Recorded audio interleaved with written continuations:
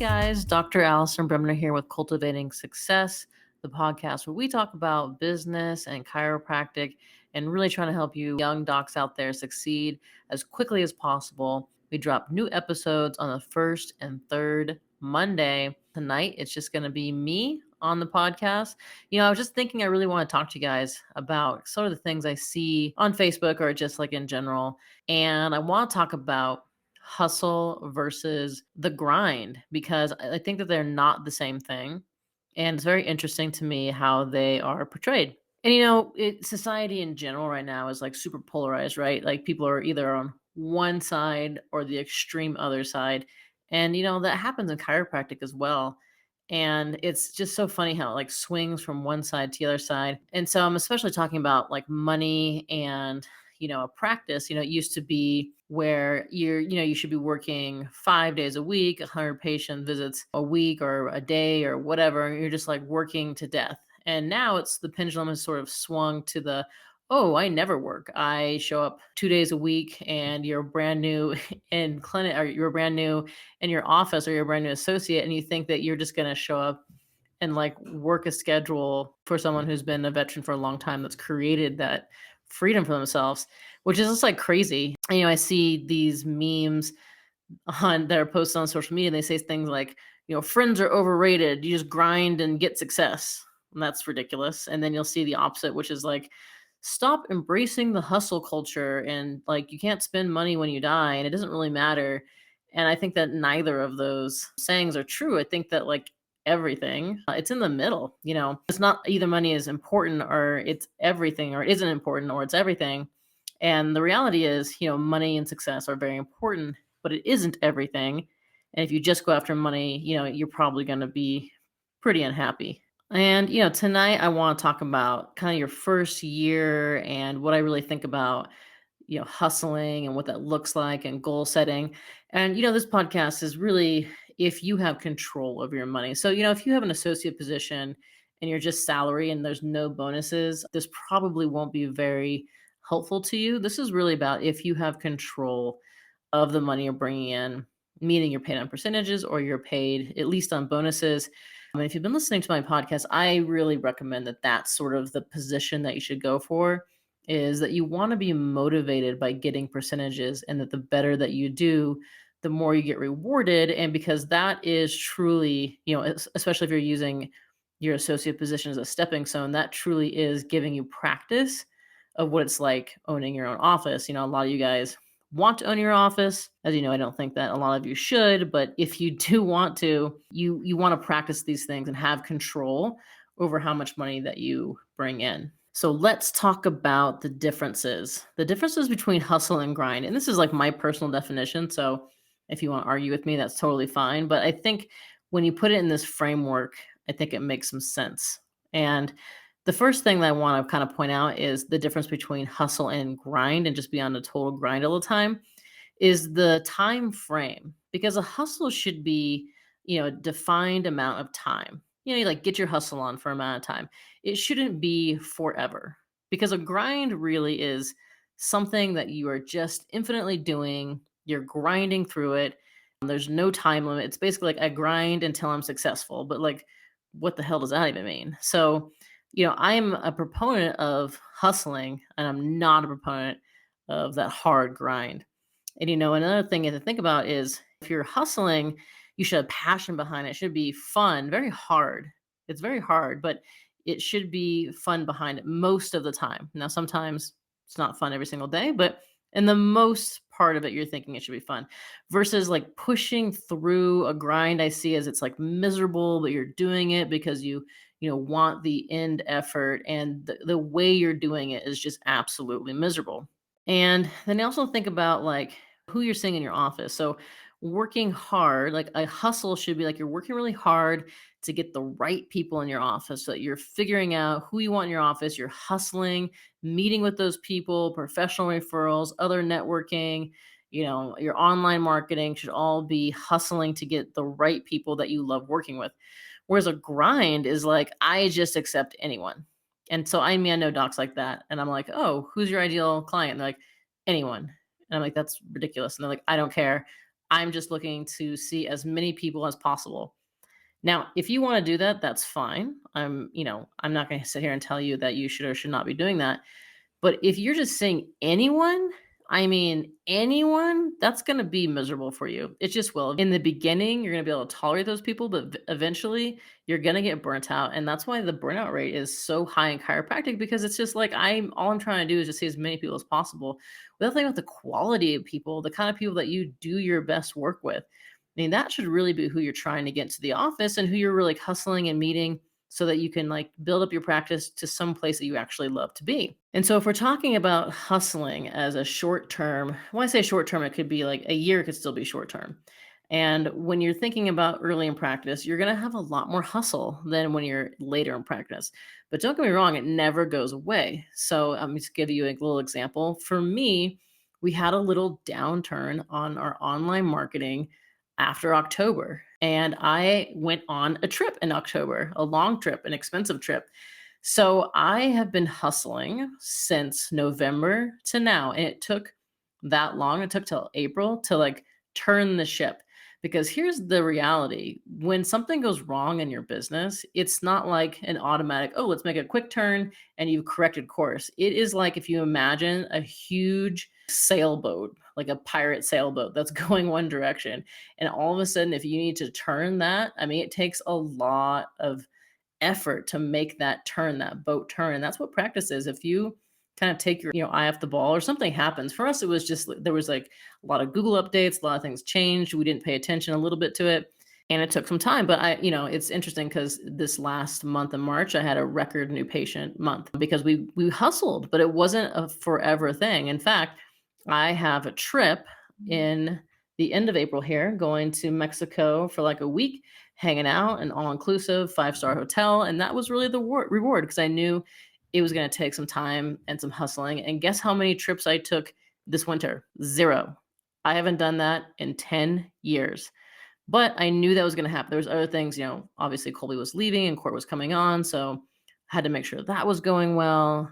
So it's not like it was a surprise.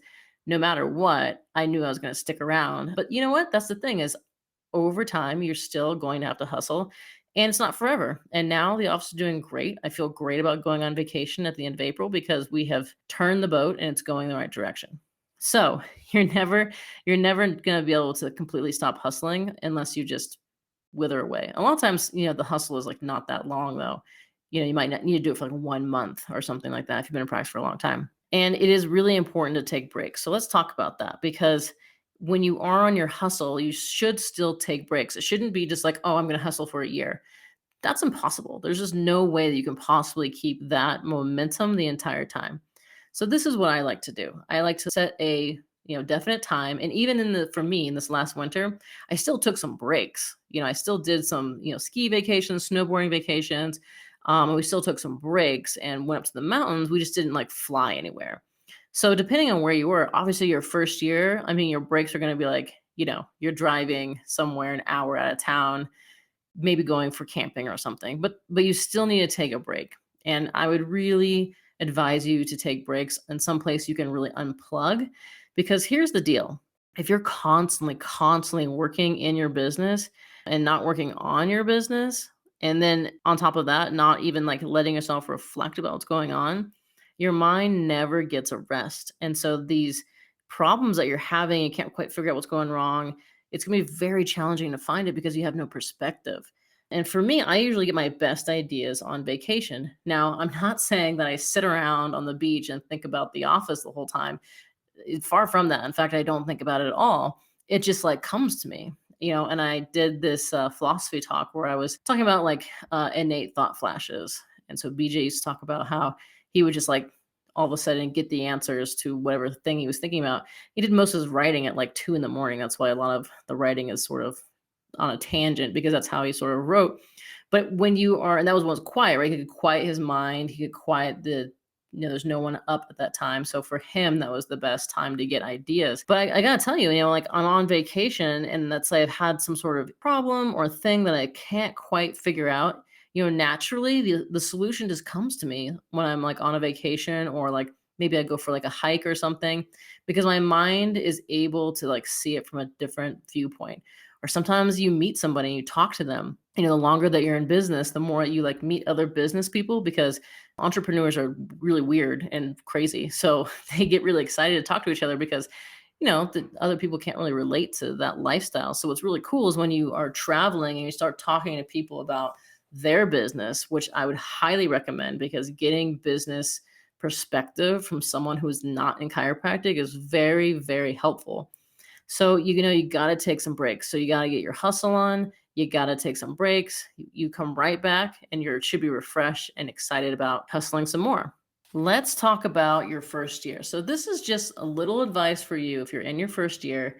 And this advice is going to be really the same if you're an associate or it's your own practice. Because if you are an associate, you should really think about that position as being your office. If you think it's like someone else's office or someone else's responsibility, you're not going to do very well. It should be you thinking these are, my patients, this is my office, and I'm acting just as if I had total responsibility for the success of this practice. Because if you don't, if you're lazy and you think that all you have to do is show up, you're going to be very disappointed.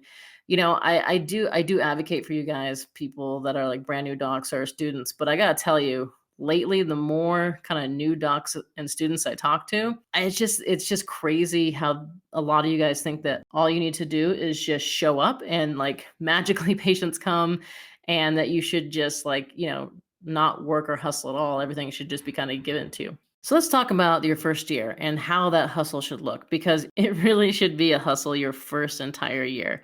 Now, again, you should take breaks during that, and you should really think about what you want to accomplish, setting some goals. We'll talk about that in a little bit. And you definitely want to be in control. Like I said earlier, hopefully you're on some sort of percentage base or you're on a bonus, because that's how you should be able to motivate yourself. And setting goals is super important. Before we talk about setting goals, I do want to talk about what motivates you. And so this is something you might want to think about. I like to call it your commodity. So think about something that, like, if there wasn't money, you had to exchange your services for something, like what would you exchange it for? For example, my commodity is experience. And what's interesting is these can be to your detriment. So like I need to have new experiences in my life. That's why I like to travel. That's why I like to play extreme sports. That's why, I'm 40 and I play high level competitive sports still, because I like that experience.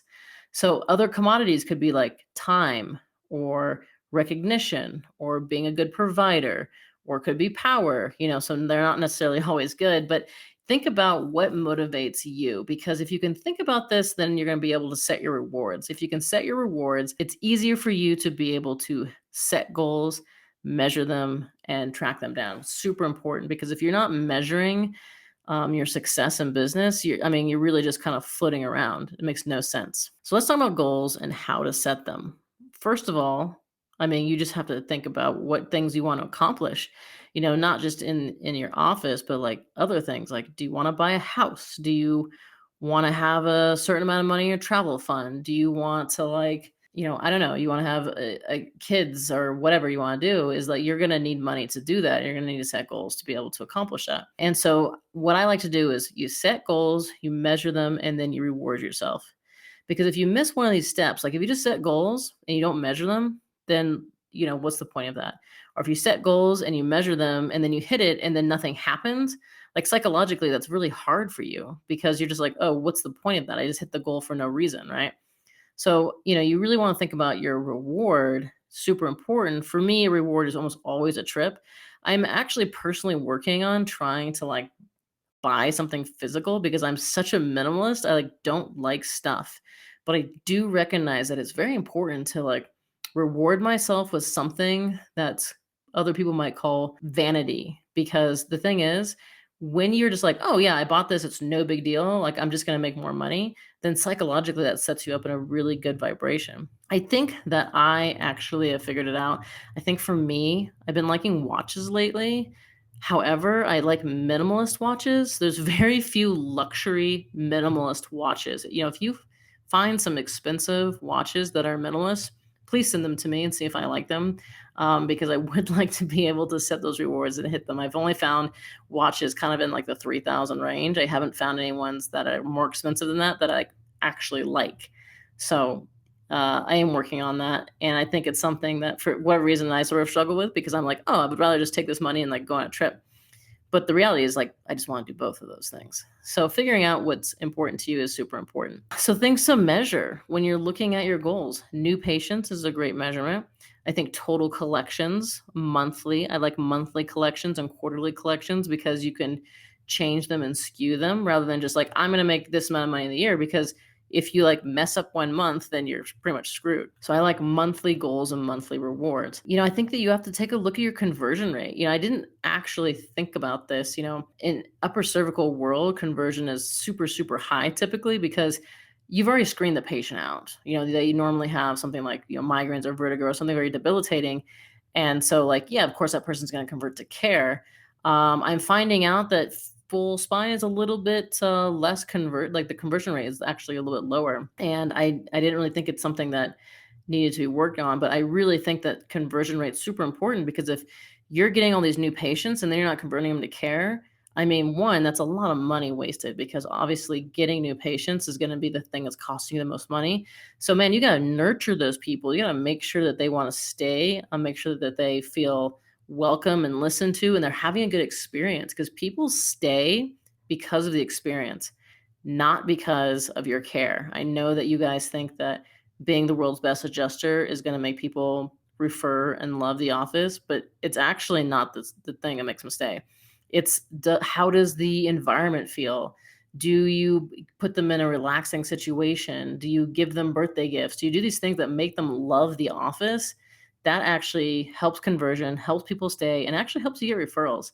So the experience in the office is super, super important. The last thing that like doesn't get talked about a lot, which is OVA, which is your office visit average. Because if you're just giving away everything, free exam with free x-rays and like free adjustment, that's going to tank your OVA and you're going to need so many more patients to be able to like just make money to survive. However, if your OVA is super high, then you need a lot less patients. And I got to tell you, the higher OVA, the easier those patients are to work with because they value care. And I know we've talked about this before in the podcast, but like the higher pricing that you have, actually the easier it is to work with that population. So, I think that something just guys are going to think about is, your first year is going to be up and down.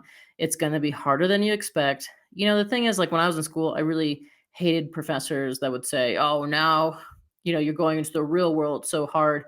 And like, yes, that's true. It's a different kind of hard. It is definitely easier than school. I hated school, man. I don't mean academically it was hard. I just mean it was hard to like sit in class and quite frankly waste my time. I did not like that. So practice, I love practice way, way more than school, but it is a little harder and you have to get out of your comfort zone because if you're used to just like, oh, I do this, and I do this, for example, like you have homework, you take a test, you take boards, you pass, and like, congratulations, you are now a chiropractor. That has absolutely nothing to do with business. It couldn't be further away from business. Business is abstract. It is not linear. It is up and down, and you got to handle the emotional swings. So, I think being a person that is not afraid of rejection, man, that's going to be something that's going to super help you. And if you are afraid of rejection, if you are kind of afraid of getting made fun of, like stop the podcast right now and go work on that. Like you have to work on rejection. Go to a bar, pick up on people, and just see how it goes. That might seem daunting to you, but if you can't handle rejection and you can't just go up and talk to someone, to a stranger, practice is going to be virtually impossible for you. Like talking to strangers is basically what it's like to be in practice. You've got to get good at that. You guys think that you need help with your adjusting, and maybe you do, but what you really need help with is talking to people like a normal person, not talking to people like how you talk to each other and how you talk to other chiropractors, because you're going to be super excited and you're thinking that you're like crushing it. Like sometimes I see new docs and they're like talking to a person, they're like so excited, they're talking, and I can just see the other person's like, dear God, when does this conversation end? And then like that end, like, oh, did you see me talking to that person about chiropractic? And I'm like, yeah, I did. Please don't ever do that again. It's a practice skill. And I think that like the big thing is having mentors and letting you make mistakes though. I do think that like part of it is you're going to learn, you're going to go up there, you're going to be super excited, you're going to like word vomit all over them. and you're going to start to reel it back and get a little bit better at it. But I will tell you that it is an art to talking to people, and hopefully you find a mentor that can really help you with that, because that's going to be super important. All right, guys. Well, I just kind of wanted a short podcast tonight. I really think that it is okay to hustle. So like people who tell you that you should just show up and not really put effort in, that's ridiculous. It's absolutely absurd. But at the same time, like the people are telling you that you just grind it out for like 10 years, that also is absurd. You got to find the balance. And so the hustle should be a short-term thing. Please don't get into a grind, because I promise you're going to burn out, and it should never feel like a grind. I know that Colby and I were talking last podcast, and she was just saying how, it never really felt, she never like woke up was like, ugh, I have to go to work. It should not feel that way. Even when you have a hustle on, it should feel exciting. You should feel excited to go to your job. If you don't feel that way, you might look for another job, or at least, take a look at what you're doing, and maybe you need to make some changes. All right. That's all I got. Hope to see you guys again. We do this podcast the first and third Monday of the month. I'm Dr. Allison Bremner, and this has been Cultivating Success. See you guys.